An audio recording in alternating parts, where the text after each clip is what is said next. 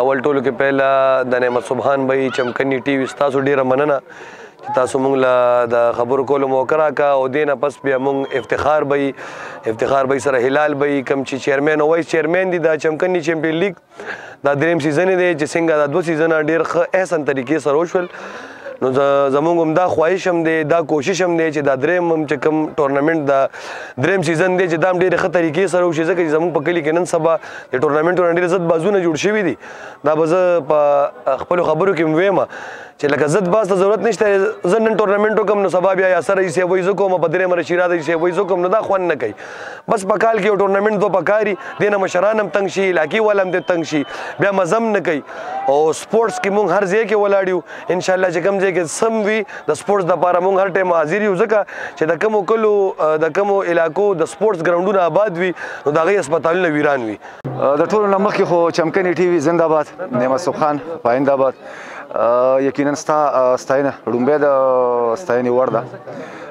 د سپورټس په میدان کې نن ناست یو میله افتخار جوړه کړې ده سی سی ایل ما په خیال سیزن 3 دی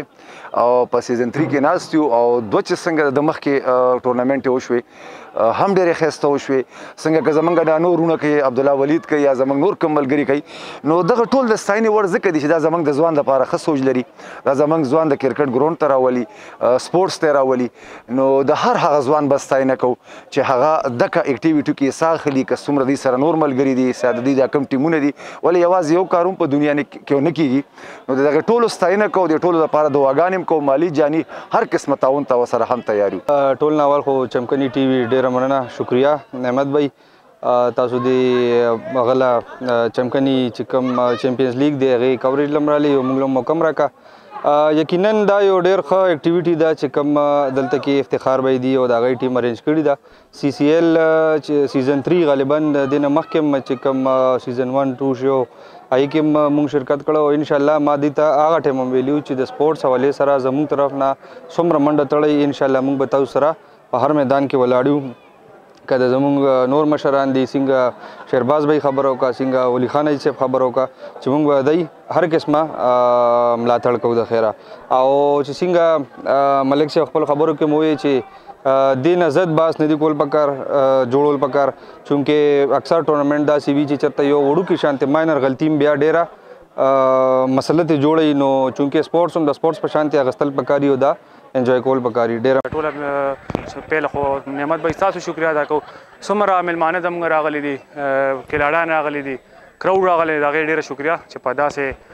لنډ تنګ وخت کې ځان له ټایم وایست وراله هغې نه بعد مونږ د څوکنو څومره پلیرز دي هغوی شکریه ادا کوو ولې چې داسې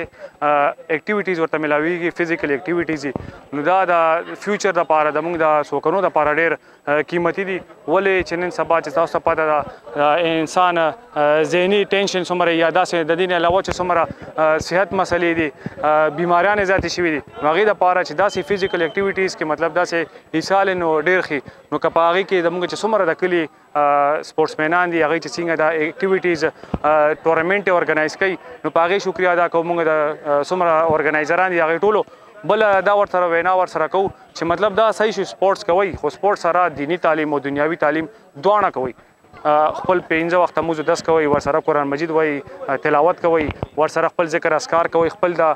تعلیم چې څنګه سکول وي کالج وي یونیورسټي وي هغې کې هم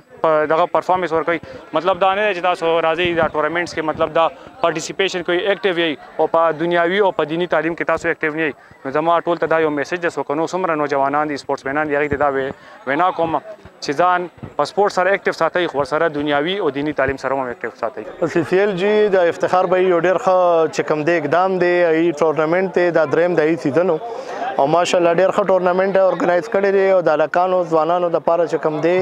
د لوبغاړو دپاره یو ډېر ښه انوایرمنټ یې کریټ کړی دی دې سره چې کوم دی زموږ د معاشرې د هلکان چې کوم دی د بدکارۍ د غلط کارونو د نشو نه چې کوم دی ډېر په اماني او چې کوم دی داسې ایونټس زه د ډېر دې له مبارکباد هم په دې کامیاب ایونټ ورکوم او دې نه دا علم لرم او داسې نور ملګرو نه هم چې دغه رنګې د سپورټس چې کوم دی میدانونو کې د دې له چې کوم دی داسې موقع جوړوي او دا هلکان دی چې کوم دی په کې خپل صلاحیت ښیي دې سره د هغې حوصله سیوا کېږي نور سپریټ جوړېږي او د چې کوم دی دا سبا هم دا د ملک